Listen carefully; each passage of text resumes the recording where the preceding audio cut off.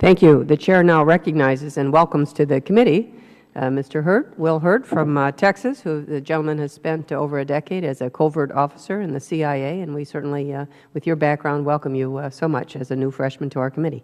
Madam Chairman, thank you, and Ranking Member, it's always a pleasure.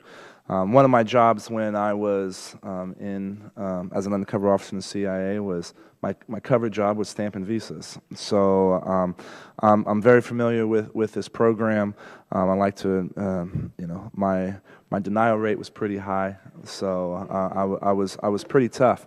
One of the purposes of this hearing is to examine the programs and mechanisms that are in place of the visa waiver program, and which strengthens Homeland Security and to help us identify foreign fighters. And my first question is to you, Mr. Frey.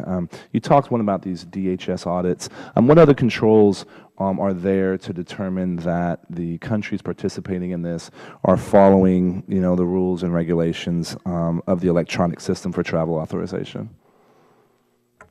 Thank you for that question, Congressman. I think there are two. It's helpful to think about the visa waiver program. Excuse me, on operating on two levels: the individual level and the country level. To talk about the individual level, that's where ESTA, the Electronic System for Travel Authorization, comes in. An applicant must go online to get authorization to travel, puts in biographic data. Just as recently as November, DHS added additional biographic data that they're collecting, and they should be encouraged to continue to evaluate ESTA to look for additional information that will be helpful for a vetting process. And then the traveler will get a red light or a green light as to whether they have an ESTA approval. If they do not have a green light, the airline will not board them for a flight. So to be clear, you can't just wake up. I'm a Frenchman.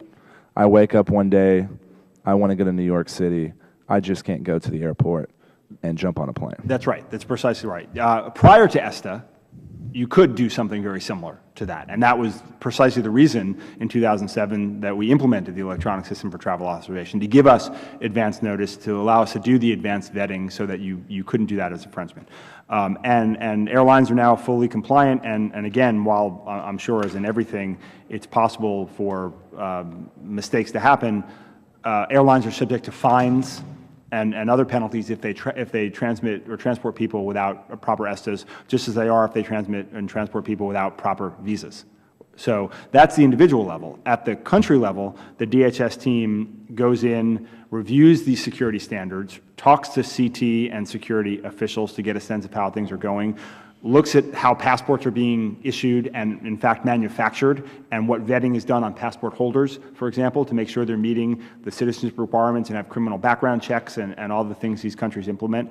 Go to the land border, go to the airports to review security procedures and vetting capabilities. And so it's a fairly intensive review, one where DHS, along with elements of the intelligence community, and of course the State Department and potentially the FBI, go in and ask these questions. And that type of audit, how often does it happen?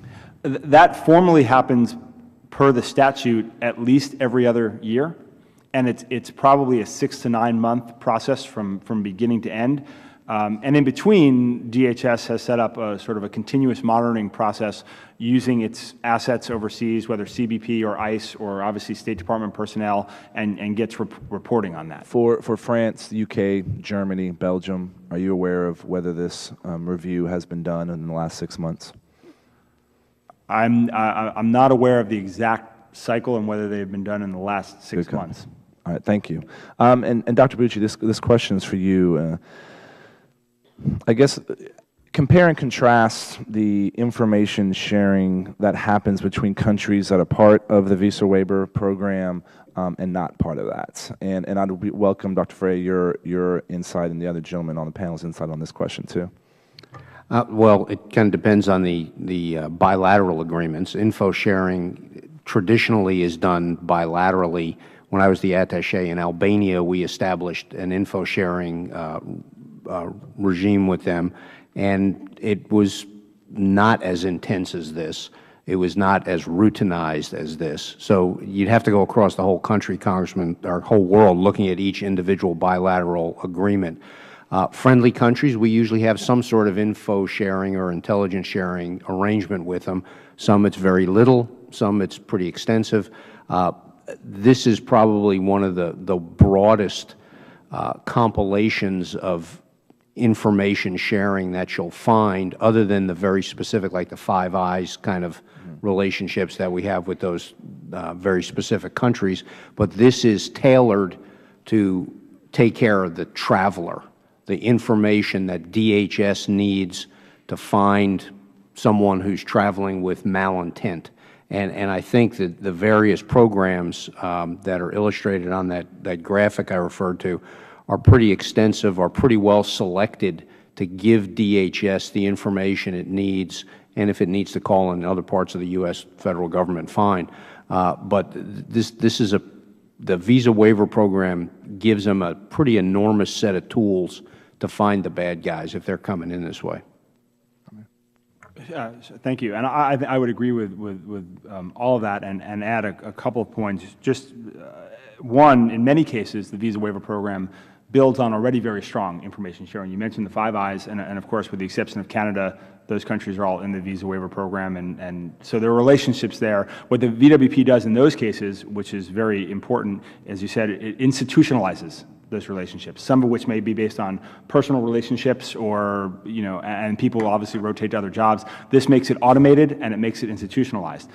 With newer countries, or newer members of the program, or countries with which the United States has had a shorter relationship, it really is what kick-started the information sharing. And so that's what produces, when put together, the real value of the information sharing under the program, because it's calibrated towards each of these countries and what information they have.